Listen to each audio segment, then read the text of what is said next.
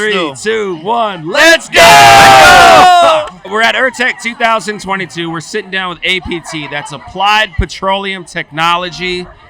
And you guys are part of the Friends, Stratagraph and Friends, putting on this network event that allows us to, all right, so we go all day listening to the technical talks. We're grabbing the papers. We're trying to pull all the data that's new. We're trying to figure out what's going on in the unconventionals. What are people doing to unlock this value, to make more money out of these unconventional reservoirs?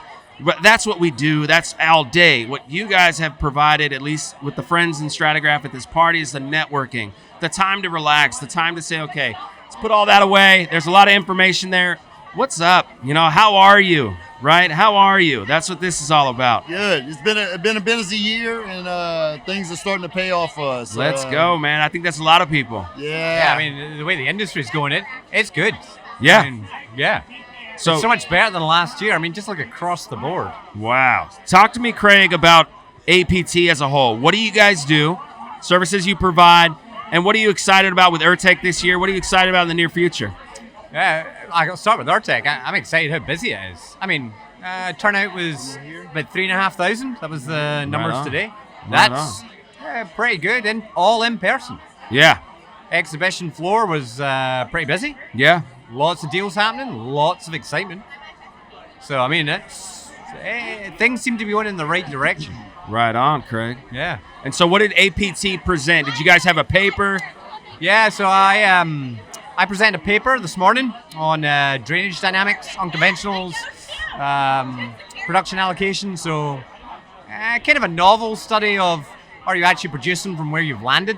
So that was pretty interesting. And our colleague Richard, he did cuttings within the lateral. Not a lot of people look at organic geochemistry in the laterals. So that's got a huge amount of information if you can get at it.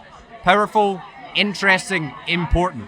Whoa. The whole lateral, laying out the cuttings, looking at the kerogen, looking at the hydrocarbons coming from this kerogen, trying to figure out what's changing, what's it related to, where are you putting these stages, why are you fracking that rock when the data says you should probably be fracking this rock. You're trying to figure that out, right? Yeah. I mean, everyone wants to know, are we making the right decisions? Are we wasting money, or are we actually saving and doing the right things? Yeah.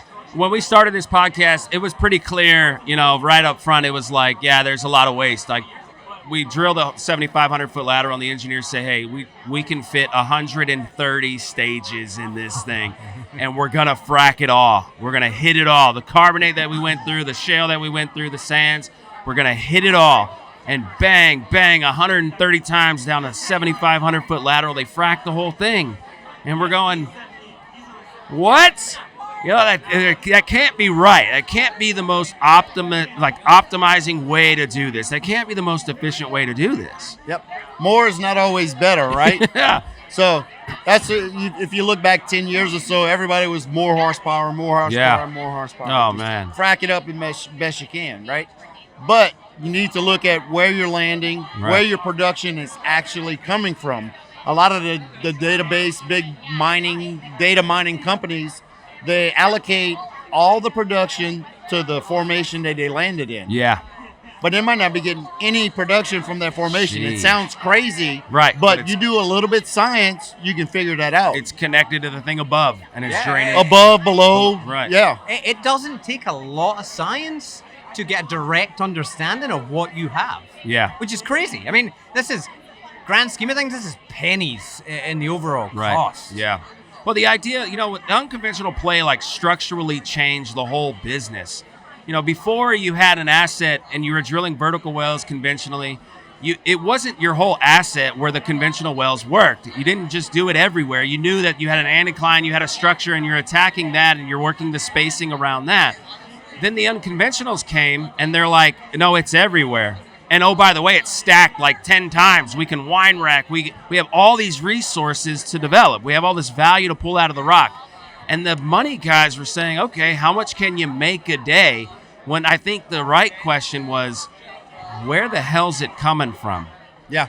Because if you develop all your laterals in the bottom zone, but you're fracking and draining this upper zone, and you think just simply, hey, I landed in the lower zone, we got it all in the lower zone, and then, now it's time to drill above it. Now let's go into that upper zone and get it. Well, you just drained all that. Think about it. If you got an oil company that's producing from this zone, they landed in the zone above, but they're producing from down here. Yeah. And their future plans is to drill down to come down here. But everything's gone, Sorry, right? Man. So it's like that's not gonna work out. Yeah, got to do a little planning. What's the price per barrel at the moment? 115, 116. Officer, sir, do you know the price per barrel right now? You know how much it cost? WTI, West Texas crude. How much is do you know? Oh, he's going 100. Do you know? What's the price per barrel right now? West Texas crude. Huh? Oh,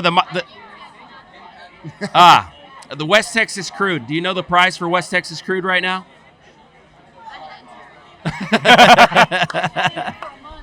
Okay. Throw a number. Yeah, throw a number. He said at least 100. Somebody can Google it. I'm thinking 115. Yeah. 110? 110.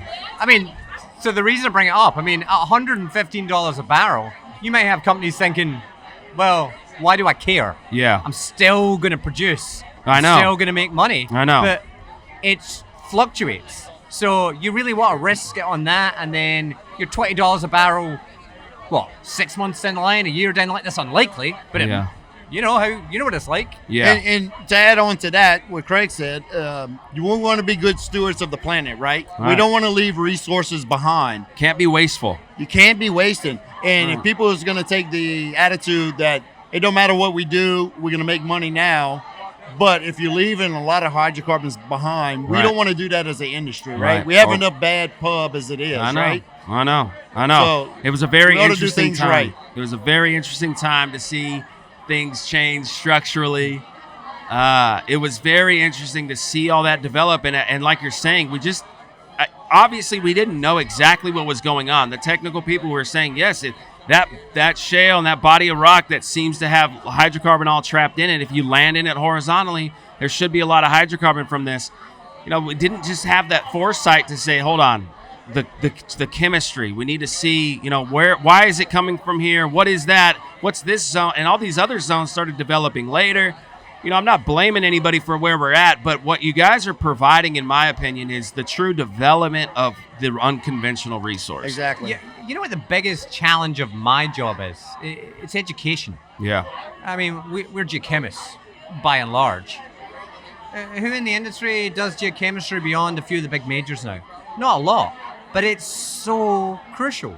So it's educating across the fields, whether that be engineers, petrophysicists, geologists in general, and saying, look at what you can do. Yeah. And it's fun. That's actually quite a fun job. It's a really fun job. How do you guys see the next 3 to 5 years? You excited about it? You think we're going to have strong commodity prices? Very excited. We got from a company standpoint, we have a few new things in the works coming out. So stay tuned to LinkedIn for that. And we're excited. A lot of good things are going to happen. Okay. Yeah, and I'm excited because I moved to Scotland on Thursday. You're moving to Scotland? Yeah. Whoa. I'm moving home. Whoa. We're a global company. Yeah. So, no, I know. APT's legit. Yeah. APT is legit. I'm moving to our UK office, and I'll coordinate with the Norwegians, and I'll work with him at least half the time and keep tabs on him. Man. I'm starting to tear up a little bit, Troy. Come on, man. Hey, it was good while it lasted. So much of that has happened. Oh, I know you love me. Man, hey, we need to take a shot to that. We need to take some shots to that. I feel the love. I appreciate, guys, what you do, the enthusiasm you have, the excitement, the product that you deliver, right? This QC, this very valuable, very accurate, very science-based. Here it is. You put it in your model. You're not always going to work with everybody's model. Everybody's model's a little different, but here's the data and here's the science. You got to feed the model with data. Yeah, and here's it is, QC'd. And what you do, Craig and Scott, thank you for your time. Thank you for this after party. Yeah. Right. Thank you, bud.